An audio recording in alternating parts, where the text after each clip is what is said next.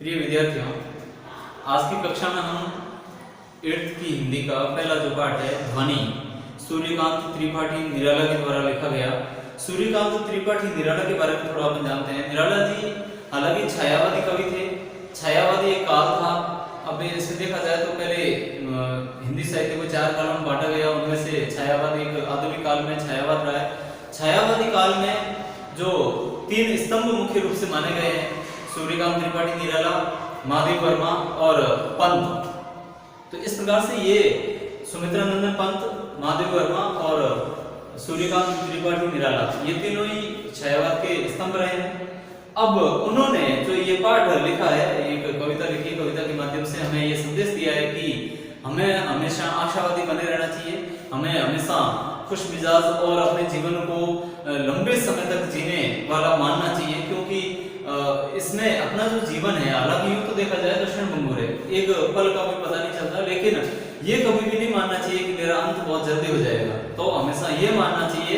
इस कविता के माध्यम से उन्होंने कहा, इन पंक्तियों के माध्यम से हमें ये संबोधित किया है कि हमें ये मानना चाहिए कि हमारा जीवन तो अभी काफी लंबा पड़ा है और उस को मानते हुए हमें निरंतर संघर्षरत रहना चाहिए, प्रयासरत रहना चाहिए और सफलता उसी से प्राप्त होती है।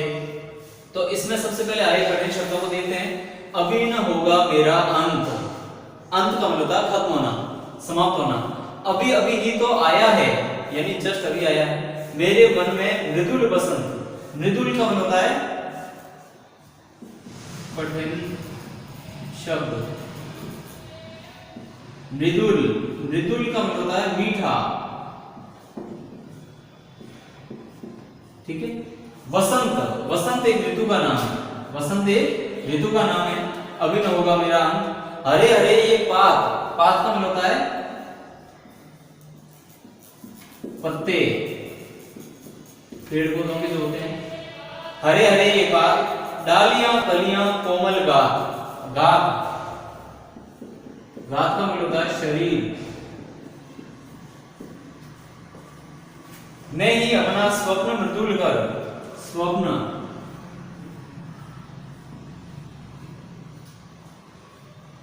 स्वप्न का मतलब होता है सपना।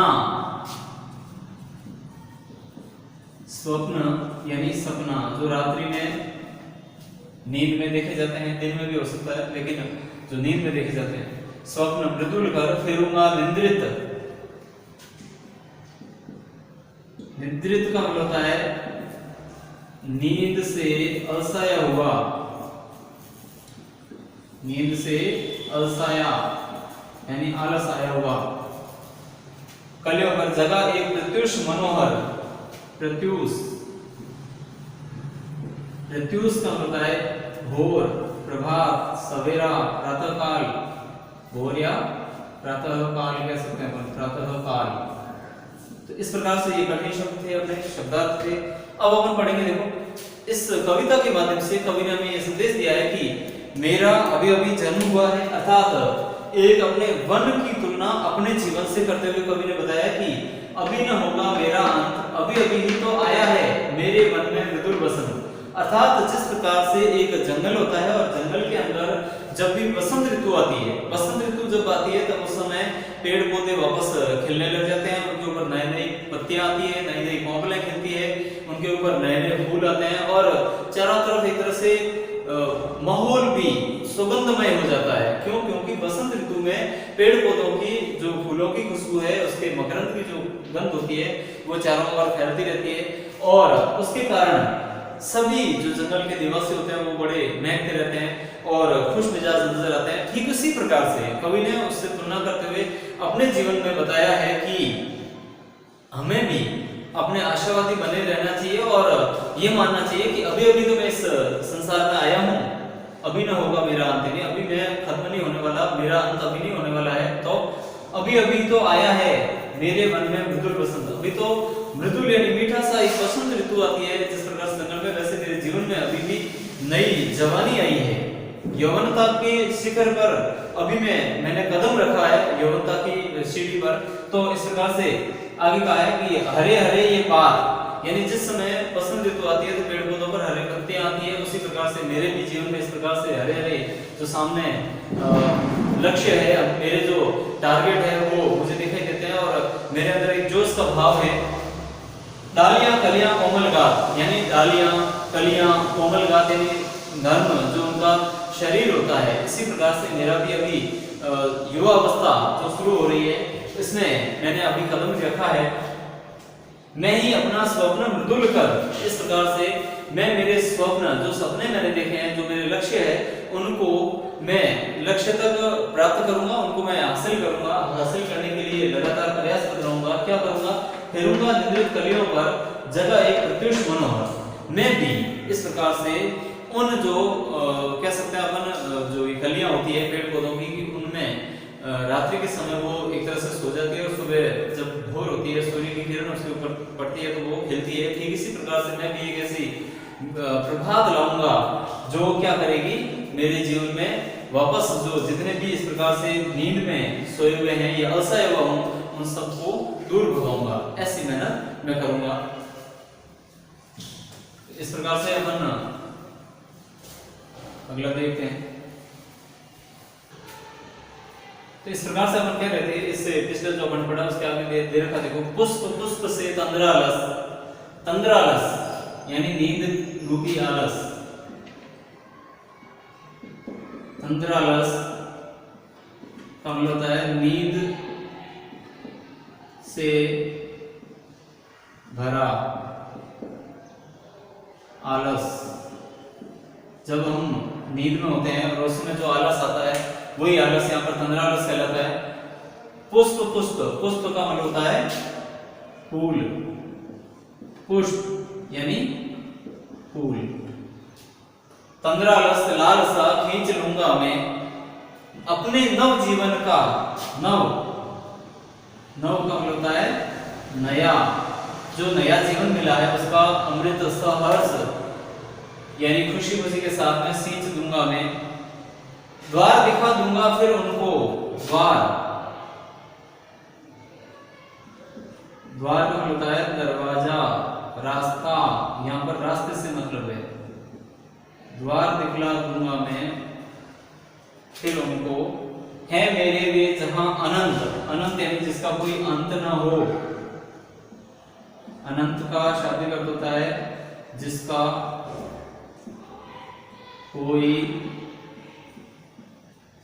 अंत न हो, उसको कहते हैं अनंत। तो इसमें कवि ने यह कहा है कि अभी अभी तो मेरे जीवन में मृदुल बसंत आया है, यानी मैंने जवानी के पड़ाव में अभी कदम रखा ही है। पुष्प पुष्प से तंद्रालस लालसा खींच लूंगा मैं, यानी एक एक फूल पर जो एक तरह से असहाय हुआ पड़ा रहता है, तो ऐसी एक भोर का उदय होना, एक सूर्य का उदय होना, और उससे क्या होता है, प्रभात होते ही, सवेरा होते ही सारे फूल पुलकित होते हैं, खिल जाते हैं। ठीक इसी प्रकार से मेरे जीवन में भी एक ऐसी सुबह मैं लाने का प्रयास करूंगा जिससे मेरे जितने भी आलस है वो सारे दूर हो जाएं, उनकी लालसाओं को मैं दूर कर सकूं।